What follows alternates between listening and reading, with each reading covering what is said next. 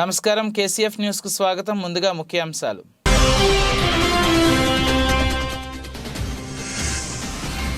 ఏడు నెలల గరిష్టానికి కరోనా కేసులు. కొత్తగా 756 మందికి పాజిటివ్.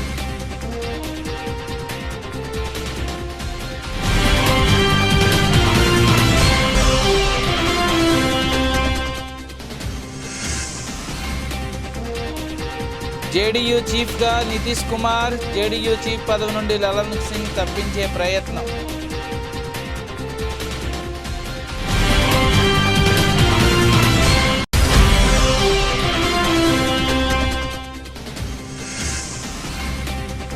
కంగారులను ఉతికేసిన అమ్మాయిలు.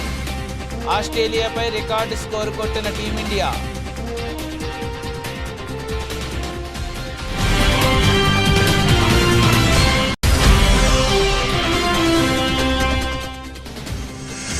రోహిత్ రెడ్డిపై అసత్య విమర్శలు చేస్తే ఖబర్దార్. జిల్లా గ్రంథాలయ చైర్మన్ రాజుగౌడ్ మండిపాటు.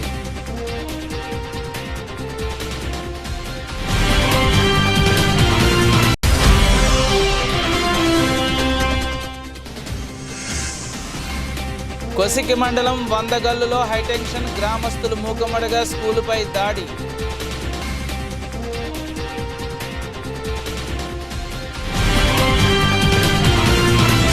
దుబాయ్ నుండి 303 మంది భారతీయులు ప్రయాణికులతో మధ్య అమెరికాలోని నికార్సాగాకు వెళ్తున్న విమానాన్ని మానవ అక్రమ రవాణా అనుమానంతో ఫ్రాన్స్లో అధికారులు తమ అధీనంలోకి తీసుకున్నారు.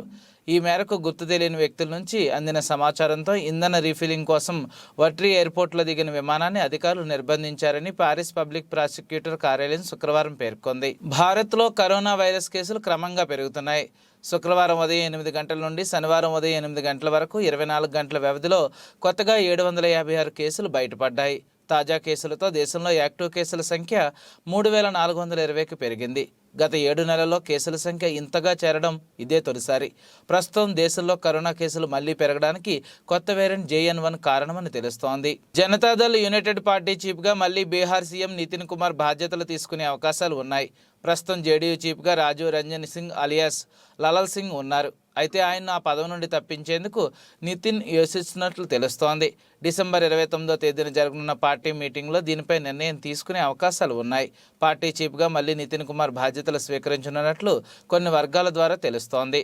ఆందోళ్ ముక్కోటి ఏకాదశి పర్వదినాన్ని పురస్కరించుకుని శనివారం ఉదయం వైద్య ఆరోగ్య శాఖ, సైన్స్ టెక్నాలజీ మంత్రి దామోదర్ రాజనరసింహ సంగారెడ్డి పట్టణంలో వైకుంఠపురంలోని శ్రీమన్నారాయణను దర్శించుకుని స్వామివారి పల్లకీ సేవలో కుటుంబ సమేతంగా పాల్గొన్నారు. అనంతరం అక్కడి నుండి ఆందోళనలోని శ్రీరంగనాథ దేవాలయంలో రంగనాథ స్వామికి ప్రత్యేక పూజలు నిర్వహించి తీర్థ ప్రసాదాలు స్వీకరించారు. అనంతరం కాంగ్రెస్ పార్టీ సీనియర్ నాయకులు పటోల ప్రవీణ్ కుమార్ జన్మదినోత్సవ సందర్భంగా కేక్ కట్ చేసి శుభాకాంక్షలు తెలియజేశారు.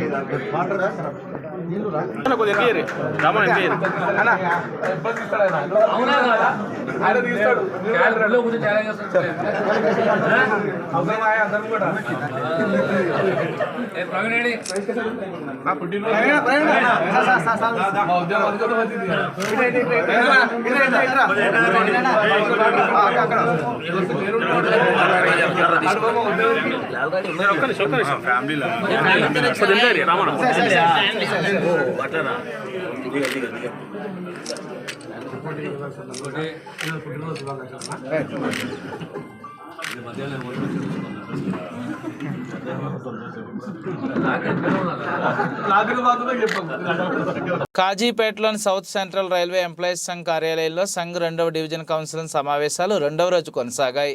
ఈ కార్యక్రమంలో 2వ రోజు సంఘ్ జోనల్ నాయకులు, అసిస్టెంట్ జనరల్ సెక్రటరీ అయిన భరణి భానుప్రసాద్ ముఖ్య అతిథిగా పాల్గొన్నారు. భరణి మాట్లాడుతూ రానున్న రోజుల్లో ఎన్వీఎస్ను రద్దు కోసం చేసే ఉద్యమ కార్యాచరణ తెలియజేశారు. జనవరి 8వ తేదీ నుండి 11వ తేదీ వరకు 4 రోజులు రిలే నిరాహార దీక్షలు నిర్వహించనున్నట్లు జాతీయ joint form for restoration of old pension system ఇచ్చిన పిలుపు మేరకు కార్యక్రమం చేపట్టనున్నట్లు తెలియజేశారు. దీంట్లో ముఖ్యంగా ఈరోజు చర్చించినటువంటి విషయాలు ఏంటంటే వీళ్ళకు దిశానిర్దేశం చేసింది ఏంటంటే జనవరి 8వ తేదీ నుండి జనవరి 11వ తేదీ వరకు రిలే హంగర్ ఫాస్ట్ రిలే నిరాహార దీక్ష చేయాలి అని చెప్పి డిసైడ్ చేశాము.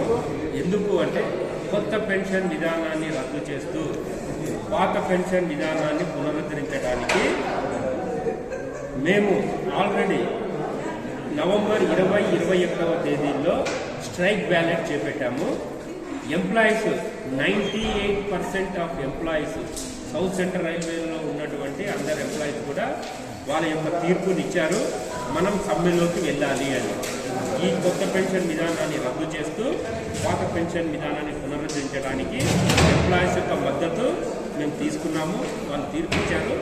దానిలో భాగంగానే గవర్నమెంట్ను మేలుకొల్పడానికి ఈ కేంద్ర ప్రభుత్వాన్ని మేలుకొల్పడానికి జనవరి 8 నుంచి జనవరి 11 వరకు రిలే నిరాహార దీక్షలు మేము కార్యక్రమాలు చేపట్టాం దేశవ్యాప్తంగా. ఇప్పటికైనా కేంద్ర ప్రభుత్వం దిగివచ్చి పాత పెన్షన్ విధానాన్ని ఇవ్వకపోతే మటుకు భవిష్యత్తులో రైల్వే కార్మికులు ఇచ్చినటువంటి తీర్పు ఆధారంగా మేము సమ్మెలోకి వెళ్ళడం గ్యారంటీ. ఎప్పుడో 1977లో సమ్మె జరిగింది అని అందరూ చెప్తూ ఉంటారు, కానీ ఈనాడు 77లో సమ్మెలో పాల్గొన్నటువంటి ఎంప్లాయీస్ కానీ నాయకులు కానీ ఇవ్వట్లేదు. కానీ ఇప్పుడు కొత్త పెన్షన్ విధానాన్ని రద్దు చేయకపోతే మటుకు రాబోయే రోజుల్లో మేము సమ్మె చేసి తీరుతాం, భారతీయ రైల్వేలను స్తంభింపజేస్తాం. పాత పెన్షన్ విధానాన్ని పునరుద్ధరించడానికి ఎంతటి త్యాగానికైనా కేంద్ర ప్రభుత్వ ఉద్యోగులు ముఖ్యంగా రైల్వే కార్మికులు సిద్ధంగా ఉన్నారు అని తెలియజేయడానికే జనవరి 8 నుండి జనవరి 14 వరకు రిలే నిరాహార దీక్షను మేము చేయబోతున్నాం. ఇక ఇదొకటి చాలు. కాకినాడ జిల్లా సామర్లకోట మండలంలో దౌలూరి దొరబాబు చేతుల మీదుగా 8వ తరగతి విద్యార్థులకు ట్యాబులను పంపిణీ చేశారు. ఈ సందర్భంగా ఆయన మాట్లాడుతూ పోటీ ప్రపంచంలో విద్యార్థులు రాణించాలని ప్రభుత్వ పాఠశాలల్లో ఇంగ్లీష్ మీడియం ప్రవేశపెట్టడమే కాకుండా సుమారు 32,000 విలువగల ట్యాబులను విద్యార్థులకు అందజేస్తూ ముఖ్యమంత్రి జగన్ విద్యకు అధిక ప్రాధాన్యత ఇవ్వడం జరిగిందని రాష్ట్ర housing corporation chairman Dauluri Dorababu పేర్కొన్నారు. శుక్రవారం సామర్లకోట మండల పరిధిలో 8వ తరగతి విద్యార్థులకు ట్యాబులను అందజేసే కార్యక్రమాన్ని సామర్లకోట జిల్లా పరిషత్ పాఠశాల ఆవరణలో ప్రధానోపాధ్యాయురాలు యు మీనామాధురి అధ్యక్షతన నిర్వహించారు. ఈ కార్యక్రమానికి ముఖ్య అతిథిగా హౌసింగ్ చైర్మన్ దొరబాబు హాజరై ప్రసంగించారు.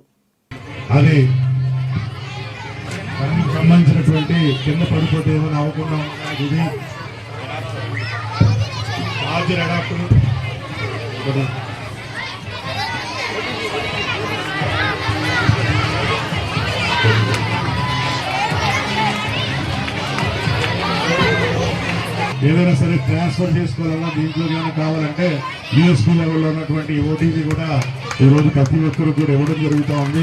మీ అందరికీ మరొకసారి పిల్లలందరూ కూడా దీన్ని మంచిగా వాడుకుని మళ్ళా మనం మంచిగా వాడుకుని దీంతో వలన ఉపయోగపడాలని మీ అందరూ కూడా మరొకసారి తెలియజేసుకుంటూ సెలవు తీసుకుంటాం.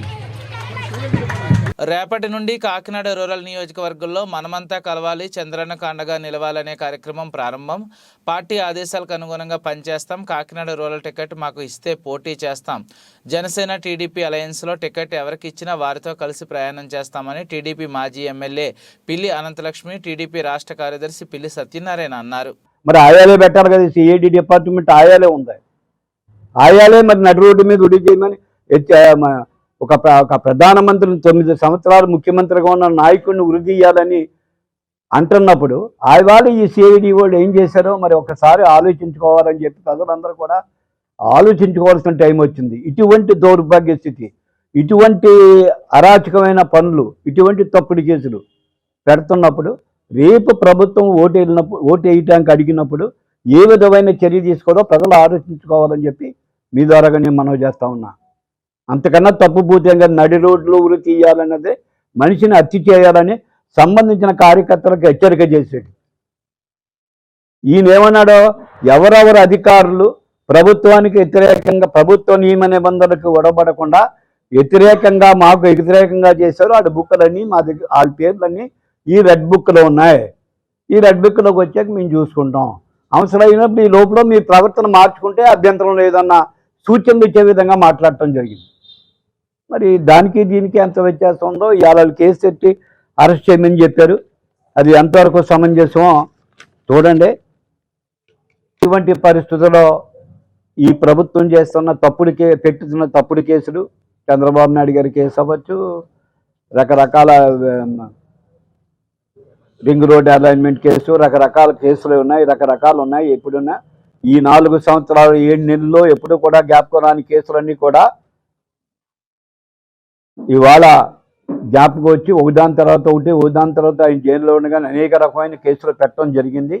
ఆయన ఉద్దేశం ఏంటంటే ఇవన్నీ పోగేసుకుని ఉంచి ఆఖరికి ఈయన జైల్లో ఉంటే మనం విచ్చలవిడిగా తప్పుడు విధానంతో, తప్పుడు ఓటర్ లిస్టులతోటి, తప్పుడు సిస్టమ్స్ తోటి మనం నెగ్గొచ్చు, మళ్ళీ ముఖ్యమంత్రి అవ్వచ్చు, ఈయన బయట ఉంటే దొబ్బి సాగదు అనే ఉద్దేశం మీద ఈయన ఈ కార్యక్రమం చేసి కేసులన్నీ ఒకదాని మీద ఒకటి పెడుతున్నాయి.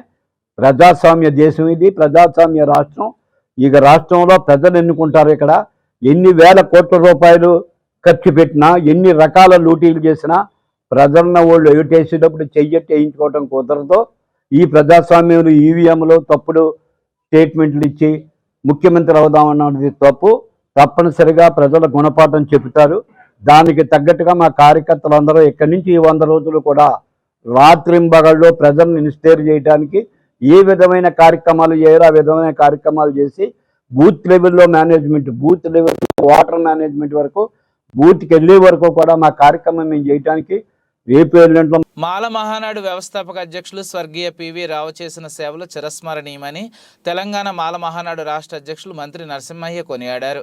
తెలంగాణ చౌరస్తాలో ఏర్పాటు చేసిన పివి రావు వర్ధంతి కార్యక్రమానికి ముఖ్య అతిథిగా హాజరై ఆ మహనీయుని చిత్రపటానికి పూలమాలలు వేసి ఘనంగా నివాళులర్పించారు. ఈ సందర్భంగా రాష్ట్ర అధ్యక్షులు మంత్రి నరసింహయ్య ముఖ్య నాయకులు కలిసి మాట్లాడారు. పూలమాలలు వేసి జ్యోతి ప్రజ్వలన చేసి ఘనంగా నివాళులర్పించడం జరిగింది. స్వర్గీయ పివి రావు గారు మాలమౌనాన్ని స్థాపించి ఎస్సీ వర్గీకరణ వ్యతిరేక పోరాటం చేసి దళితుల ఐక్యత కోసం కృషి చేసినటువంటి గొప్ప నాయకుడు స్వర్గీయ పివి రావు గారు. ఆనాడు చంద్రబాబు నాయుడు ఎస్సీ వర్గీకరణ చేసి దళితులను విచ్ఛిన్నం చేయాలని ఓటు బ్యాంకు రాజకీయాలు చేస్తే సుప్రీంకోర్టు ద్వారా ఇది ఎస్సీ వర్గీకరణ చెల్లదు, ఇది రాజ్యాంగ విరుద్ధం, ఇది ఎస్సీ వర్గీకరణ సాధ్యం కాదని తేల్చి చెప్పినటువంటి గొప్ప నాయకుడు స్వర్గీయ పివి రావు గారు. ఆయన అంబేద్కర్ ఆలోచన విధానంతో, అంబేద్కర్ ఆశయాలను సాధించాలనే లక్ష్యంతోన తన ఉద్యోగాన్ని సైతం త్యాగం చేసి మాలమానాలు స్థాపించి ఎస్సీ ఎస్టీ బీసీ మైనార్టీలను ఏకం చేసి ఈ దేశంలో బహుజన రాజ్యం రావాలి, బహుజనులకు కూడా రాజ్యాధికారం రావాలని ఒక లక్ష్యంతోన ఎస్సీ వర్గీకరణకు వ్యతిరేకంగా ఎస్సీ ఎస్టీలు కలిసింటే బీసీలను కలుపుకపోయి రాజ్యాధికారం సాధించవచ్చు అనే ఒక లక్ష్యంతోన పనిచేసినటువంటి మహానుభావుడు స్వర్గీయ పివి రావు గారు. ఆయన తుది శ్వాస ఇడిచే వరకు కూడా తన ప్రాణాలను త్యాగం చేసి ఒక ఐఏఎస్ ఉద్యోగాన్ని త్యాగం చేసి తన కుటుంబాన్ని త్యాగం చేసి, ఆ రోజు డాక్టర్ బాబాసాహెబ్ అంబేద్కర్ గారు కూడా తన కుటుంబాన్ని ఏ విధంగా త్యాగం చేశారో ఈయన కూడా తన కుటుంబాన్ని త్యాగం చేసి, తన ఉద్యోగాన్ని త్యాగం చేసి, తన తుది శ్వాస వరకు కూడా తన ప్రాణాలను సైతం లెక్క చేయకుండా ప్రాణాలు ఇడిచే వరకు కూడా ఎస్సీ వర్గీకరణకు వ్యతిరేకంగా పోరాటం చేసి దళితుల ఐక్యత కోసం ఉద్యమించినటువంటి మహా ఉద్యమ నేత. ఆయన ఆశయాలను తెలంగాణ మాలమానాడు తూచ తప్పకుండా పాటిస్తూ ఆయన చేసిన సేవలు చిరస్మరణీయమని ఈ సందర్భంగా మేము తెలియజేస్తాము. ఖచ్చితంగా పివి రావు గారి ఆలోచన విధానంతో అంబేద్కర్ గారి ఆశయ సాధన కోసం నిరంతరం తెలంగాణ మాలమానాడు పనిచేస్తుందని ఈ సందర్భంగా తెలియజేస్తూ ఆ మహనీయుల అడుగుజాడల్లో ఖచ్చితంగా ప్రతి ఒక్కరు కూడా ముందుకు నడవాలని ఈ సందర్భంగా పిలుపునిస్తా ఉన్నాం. జై భీమ్, జై మాల, జై తెలంగాణ. తాండూరు మాజీ ఎమ్మెల్యే రోహిత్ రెడ్డిని విమర్శించే స్థాయి కాంగ్రెస్ నాయకులకు లేదని, రోహిత్ రెడ్డిపై అసత్య విమర్శలు చేస్తే ఖబర్దారని జిల్లా గ్రంథాలయ చైర్మన్ రాజ్గౌడ్ అన్నారు.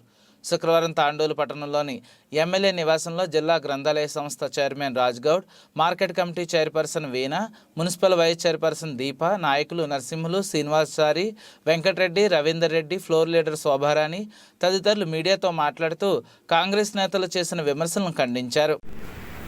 అది విడిచిపెట్టి మీరు కాంగ్రెస్ పార్టీలో గెలిచింది. కాంగ్రెస్ మిగతా ఇప్పటికీ ఈ ప్రాంతంలో కాంగ్రెస్ పార్టీకి నాయకుడే లేడు. మీరు బయట నుంచి తెచ్చుకున్న నాయకుడిని మీరు ఈరోజు ఎమ్మెల్యే గెలిపించుకున్నారు. ఆ బయట నుంచి ఎక్కడికి వచ్చింది? మా బీఆర్ఎస్ పార్టీ నుంచి వచ్చిన నాయకుడే కాదు. అది మీరు గమనిస్తలేరా? మరి మీ తాండూరు ప్రాంతంలో నాయకుడే లేడా కాంగ్రెస్ పార్టీకి? మాకు తాండూరు ప్రాంతంలో రోహిత్ రెడ్డి గారికి ప్రతి ఒక్క వర్గం నుంచి ఓట్లు పడ్డాయి. అది 79,000 ఓట్లు పడ్డాయి. అందరూ ఆదరించారు. కానీ కొంతమంది నాయకులు పని కట్టుకొని కొన్ని దుష్ప్రచారాలు చేసి ఓడిపోవడం జరిగింది. కానీ ప్రజలు మాత్రం రోహిత్ రెడ్డి గారిని ఓడించలేదు. ఆయన డెవలప్మెంట్ చేసిందని చెప్పి ప్రజల్లో కూడా ఉంది. ఈ ప్రజలు కూడా ఇప్పటికీ నమ్ముతున్నారు అతన్ని. కానీ ఈ నాయకులు ఈరోజు నిన్న స్టేజ్ మీద కూర్చొని మాట్లాడే నాయకులు ఉన్నారు చూసినావా? ఆ రోజు రోహిత్ రెడ్డి గారితో పనులు తీసుకుంటున్న వాళ్ళు ఉన్నారు. ఈరోజు మురళీగౌడ్ మాట్లాడుతున్నారు. మురళీగౌడ్ గ్రంథాలయ చైర్మన్ భిక్ష పెట్టింది ఎవరు? రోహిత్ రెడ్డి గారు కాదా?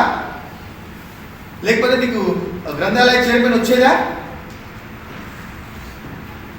ఈరోజు మాజీ గ్రంథాలయ చైర్మన్ అని రాసుకుంటున్నాను.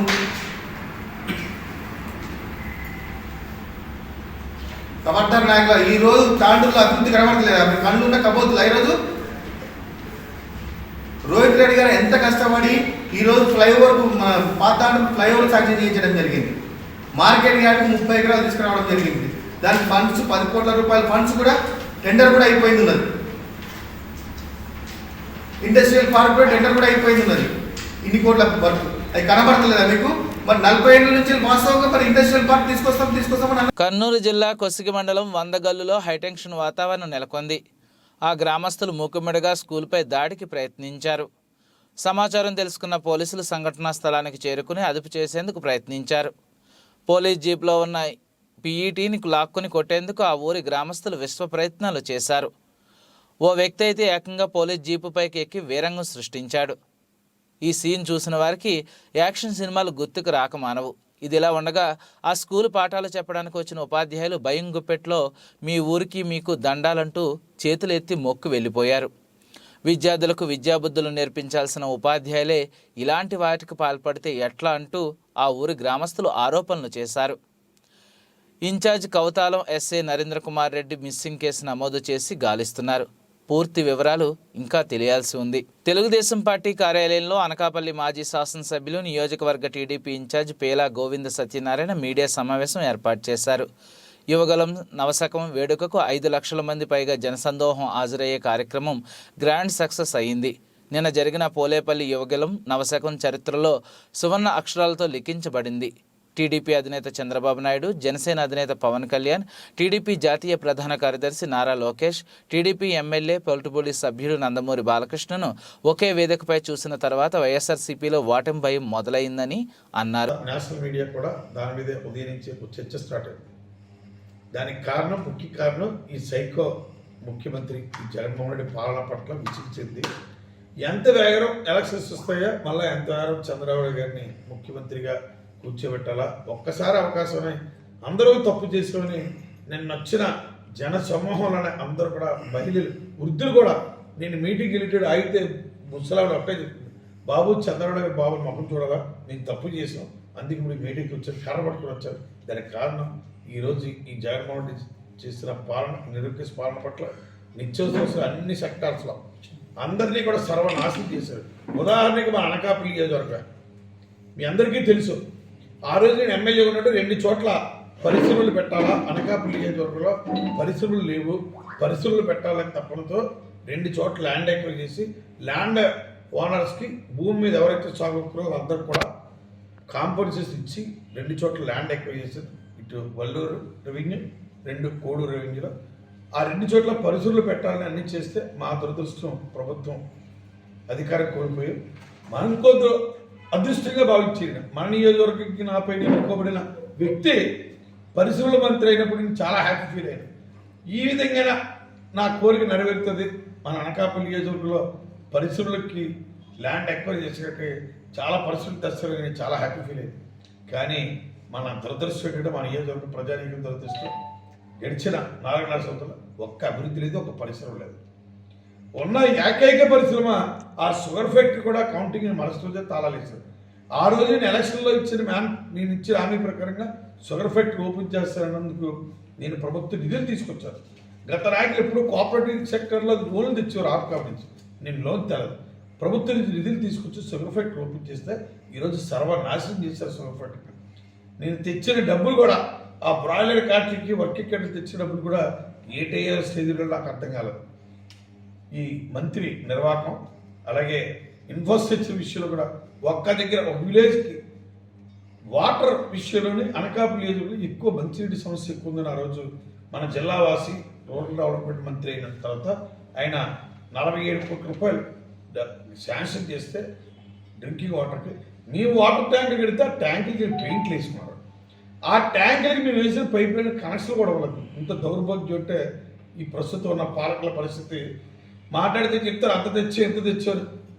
నియోజకవర్గానికి ఏం చేశారో చెప్పవలసిన మినిమం కర్తవ్యం కూడా ఆలోచించట్లేదు, బాధ్యత కూడా లేదు. ఏదో జనాల దండుకోవడానికి దోచుకోవడానికి ఎలా హెరాస్మెంట్ చేయాలో ఇలా ఆలోచనలు తప్ప ఒక్కరోజు కూడా ఈ రోజుకి స్థానిక శాసనసభ్యులు కానీ స్థానిక పార్లమెంట్ సభ్యులు కానీ ఆల్ డిపార్ట్మెంట్స్ ప్రెస్ ముందు పెట్టి ఒక్కరోజు కూడా రివ్యూ చేశారు. పాపం పోవాలి. మా పార్లమెంట్ సభ్యులు ఎప్పుడు ఎంతసేపు పార్లమెంట్లో సక్సెస్ అంటారు. ఏంటో నాకు అర్థం కావట్లేదు. మా మంత్రి గారు చూస్తే ఎంతసేపు ఎవరిని ఎలా మోసం చేయాలి, ఎవరిని ఎలా డబ్బులు దొరుకుతారో ఆయన చూసుకుంటారు. మా నియోజకవర్గం సర్వనాశనం అయిపోయింది. ఈరోజు రాష్ట్రమే కదా అనకాపల్లి నియోజకవర్గం మరీ ఘోరంగా నాశనం చేశారు. ఈ ల్యాండ్ పూలింగ్ అని అప్పుడు జీడి తోటలో కాకినాడ జిల్లా పిఠాపురం శ్రీ పద్మావతి సమేత శ్రీ వెంకటేశ్వర స్వామి వారి ఆలయంలో ముక్కోటి ఏకాదశి సందర్భంగా మూలమూర్తి అర్ధరాత్రి 1 గంట నుండి విశేష అభిషేకాలు అర్చకులు నిర్వహించారు. అనంతరం కళ్యాణమూర్తులను సర్వాంగ సుందరంగా అలంకరించి ప్రత్యేక పూజలు నిర్వహించారు. తేటా ప్రసాద్ అనే భక్తుడు ఇచ్చిన నూతన గరుడ వాహనంపై ఉత్సవమూర్తులను కొలువుదీర్చి ఆలయ ప్రాకారంలో తిరువీధి ఉత్సవం మంగళ వాయిద్యాలు గోవింద నామస్మరణ నడుమ నిర్వహించారు. అనంతరం అశేష భక్తజనం స్వామి అమ్మవార్లను దర్శించుకుని ఉత్తర ద్వారం ద్వారా బయటకు వచ్చారు. ఈ కార్యక్రమంలో ఆలయ అర్చకులు రామకృష్ణాచార్యులు, నరసింహాచార్యులు, కిరణ్ అయ్యనర్ తదితరులు ఉన్నారు.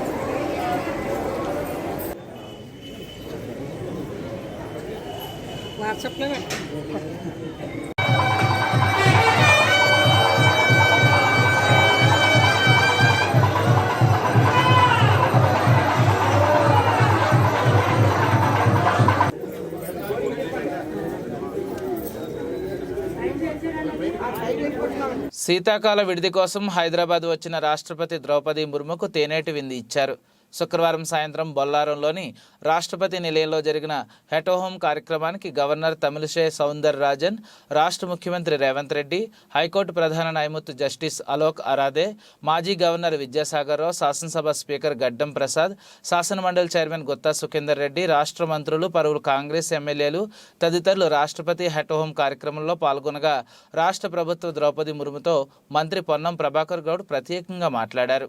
ఈ వారం మధ్యలో జరిగిన భారీ పతనం నుండి దేశీయ స్టాక్ మార్కెట్లు వేగంగా కోలుకుంటున్నాయి. వరుసగా 2 రోజు సూచీ పుంజుకున్నాయి. శుక్రవారం బీఎస్ఈ సెన్సెక్స్ మరో 242 పాయింట్లు లాభపడి 71,107 పాయింట్ల వద్ద ముగిసింది. 2 రోజుల్లో 600 పాయింట్లకు పైగా కోలుకుంది. ఇంట్రాడేలో 394 పాయింట్లు పెరిగి 71,259 పాయింట్లు గరిష్టానికి తాకింది. ఎన్ఎస్ఈ నిఫ్టీ 21,390 పాయింట్లకు పెరిగి అనంతరం చివరకు 94 పాయింట్ల లాభంతో 21,349 పాయింట్ల వద్ద క్లోజ్ అయింది. సొంత గడ్డపై ఇంగ్లాండ్ను చిత్తుగా ఓడించిన టీమిండియా ఇప్పుడు ఆస్ట్రేలియాను హడలెత్తిస్తోంది. బొంబాయిలోని వాకెండాలో కంగారుతో జరుగుతున్న ఏకైక టెస్టులో హర్మన్ప్రీత్ కౌర్ సేన పటిష్ట స్థితిలో నిలిచింది. ఓవర్నైట్ స్కోర్ 376తో ఇన్నింగ్ ఆరంభించి భారత్ 3వ రోజు తొలి సెషన్లో ఆలౌట్ అయింది. మ్యాచ్ మొదలైన కాసేపటికే డేంజర్ ఆఫ్ పూజా వక్తాసర్ను సదర్లాండ్ వెనక్కి నడిపింది. ఆ తర్వాత కిమ్ గార్డ్ సూపర్ బంతిలో దీప్తి శర్మను బౌల్ చేసింది. రేణుకా సింగ్ చివరికి వికెట్ వెనుదిరగడంతో 406 పరుగుల వద్ద భారత్ ఇన్నింగ్స్ ముగిసింది. ఆసీస్ బౌలర్లో గార్డినర్ 4, కిమ్ గార్డ్, సదర్లాండ్ 2 వికెట్లు పడగొట్టారు. బులెటిన్ ముగించే ముందు ముఖ్యాంశాలు మరోసారి.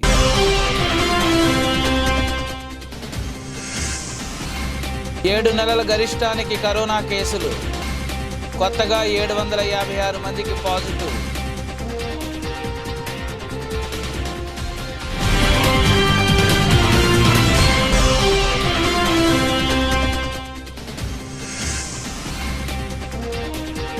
జేడీయూ చీఫ్గా నితీష్ కుమార్, జేడీయూ చీఫ్ పదవి నుండి లలన్ సింగ్ తప్పించే ప్రయత్నం.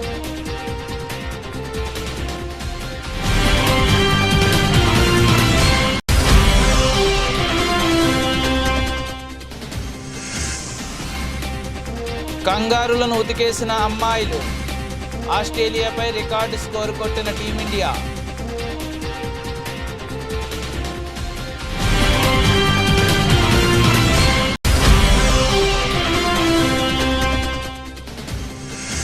రోహిత్ రెడ్డిపై అసత్య విమర్శలు చేస్తే ఖబర్దార్, జిల్లా గ్రంథాలయ చైర్మన్ రాజ్గౌడ్ మండిపాటు.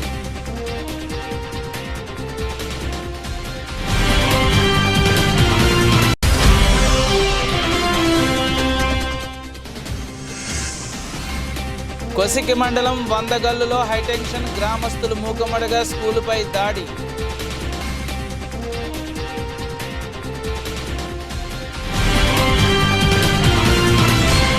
ఈ బులెటిన్ ఇంతటితో సమాప్తం. తిరిగి మరిన్ని వార్తా విశేషాల కోసం చూస్తూనే ఉండండి.